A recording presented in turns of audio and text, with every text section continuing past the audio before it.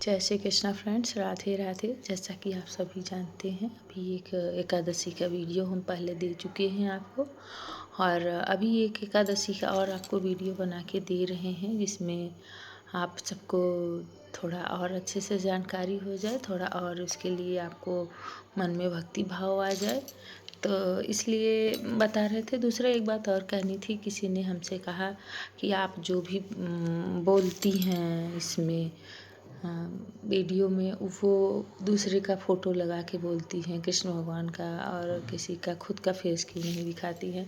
तो फ्रेंड्स, खुद का फेस नहीं दिखाने के पीछे का कारण, क्योंकि हम जब भगवान का पूजा करते हैं तो भगवान के लिए ही कर रहे हैं ना, तो इसलिए हम भगवान का ही वीडियो जब फ़ोटो और पिक्चर्स लगा के दिखाते हैं, उनकी मूर्ति लगा के दिखाते हैं।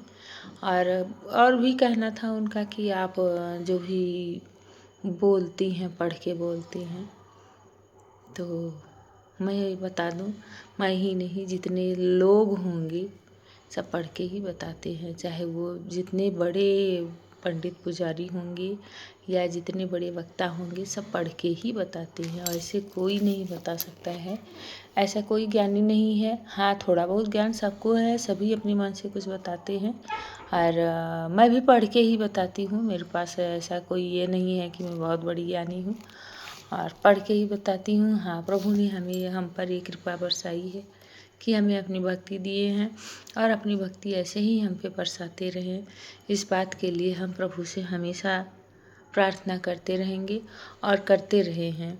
और आप सबके लिए भी हम यही प्रार्थना करेंगे, हे भगवान, हे नारायण, सबके दिल में आप वास करें और सबके मन में भक्ति भाव जगे, सभी सही राह पे चले। जय श्री कृष्णा, राधे राधे। तो चलिए हम एकादशी के बारे में थोड़ा सा वृत्तांत सुनते हैं। विजया एकादशी के दिन जीवन में सफलता और शांति के लिए तुलसी से जुड़े ये खास बातें। हिंदू धर्म में फाल्गुन माह के कृष्ण पक्ष की एकादशी को विजया एकादशी कहा जाता है। विजया एकादशी के रूप में मनाया जाता है। धार्मिक मान्यता के अनुसार इस व्रत को करने से व्यक्ति को अपने शत्रुओं पर विजय प्राप्त होती है और जीवन में मानसिक शांति व संतुलन बना रहता है। पौराणिक कथाओं के अनुसार भगवान श्री राम ने भी लंका पर विजय प्राप्त करने के से पहले इस पावन व्रत का पालन किया था। साल 2026 में विजया एकादशी का व्रत 13 फरवरी को रखा जाएगा, जो कि आज है। आज मैं इसे सुबह सुबह शूटिंग कर रही हूँ और अभी 1 घंटा में इसे अपलोड कर दूँगी, आप सभी तक पहुँच जाएगा। इस दिन भगवान विष्णु के प्रिय तुलसी जी से जुड़ी कुछ विशेष बातें हैं जो ज़रूर करना चाहिए, जो आपके जीवन में समृद्धि लाता है। तो इस दिन तुलसी माता की पूजा करें।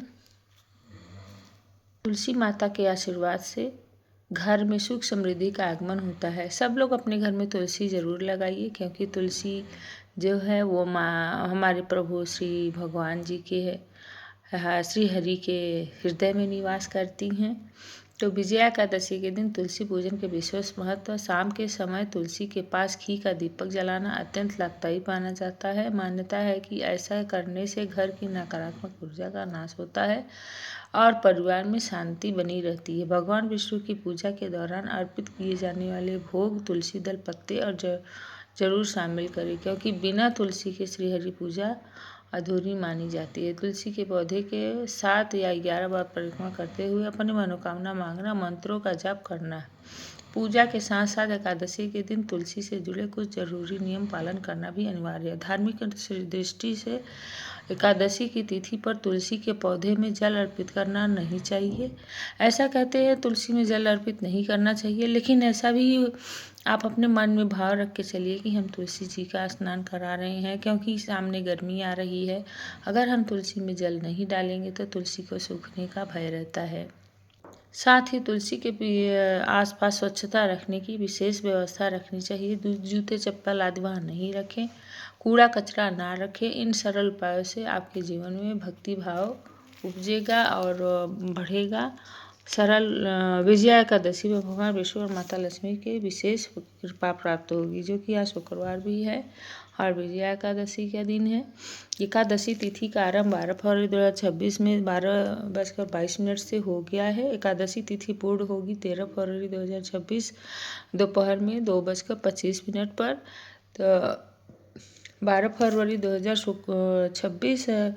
ब्रह्म मुहूर्त का समय 5:18 से 6:10 तक है। सूर्योदय का समय सुबह 7:01। प्रातःकालीन पूजा सुबह 5:44 से 7:01। संध्या काल पूजा समय 6:10 से 7:27 है। अभिजीत मुहूर्त दोपहर 12 से 13। और पारण एकादशी का व्रत का पारण जरूर समय पर कर लेना चाहिए। जो कि एकादशी व्रत का पारण 14 फरवरी 2026 शनिवार सुबह 7:09 से 10:50 तक है। तो फ्रेंड्स, इस वीडियो को ज़रूर लाइक सब्सक्राइब कीजिएगा।